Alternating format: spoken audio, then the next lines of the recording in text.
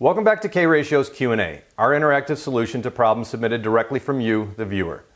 I'm Kyle Littner, and I'm here today to provide an immediate fix to the number one problem we received.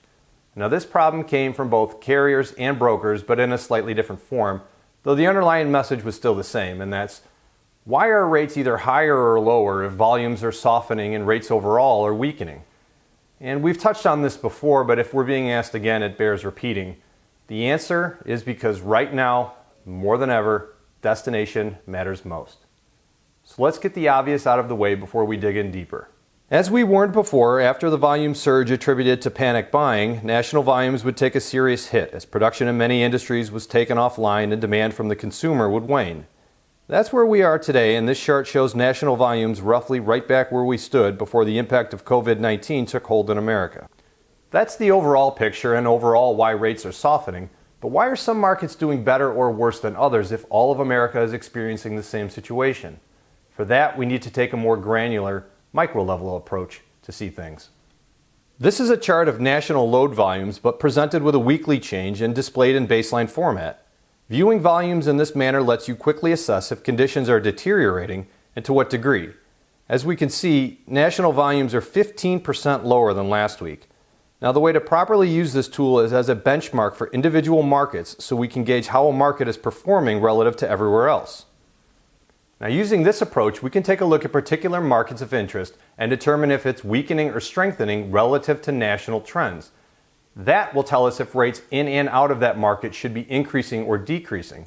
So let's take a look at a market that was experiencing extremely high volumes and rates during the restocking phase of COVID-19. Here we see the weekly change in volume for Columbus, Ohio, and it's off more than 28% from last week compared to the national average drop of 15%. Now, plainly speaking, there's a lot less freight to choose from for a carrier in Columbus than there was just a week ago.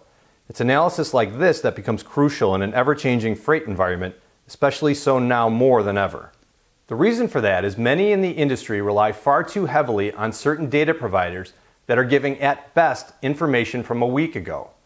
I won't drag any names through the mud, but if you're logging on websites and seeing prices for Columbus from at best a week ago, you're clearly not getting what it currently is today, and you might find yourself in a different situation when you show up there.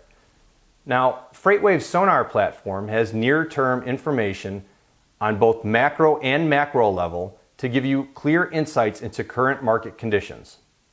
This chart depicting the rate for a dry van from Chicago to Columbus shows just that. Now, that drop from the peak should happen for a lane like this, as the Chicago market dropped while warehousing markets like Columbus exploded, but it shouldn't be happening now. This is carriers looking at prices from last week and unfortunately still thinking the conditions that produced those rates still exist.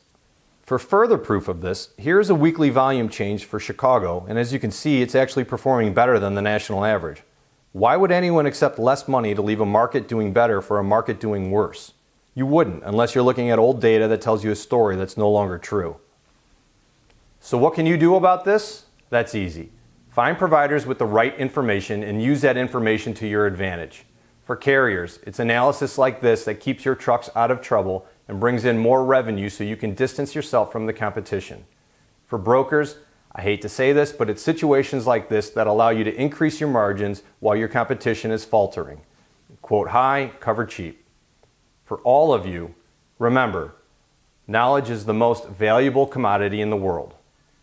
Again, a big thank you to all who submitted questions, and if you keep sending them, we promise to keep answering them.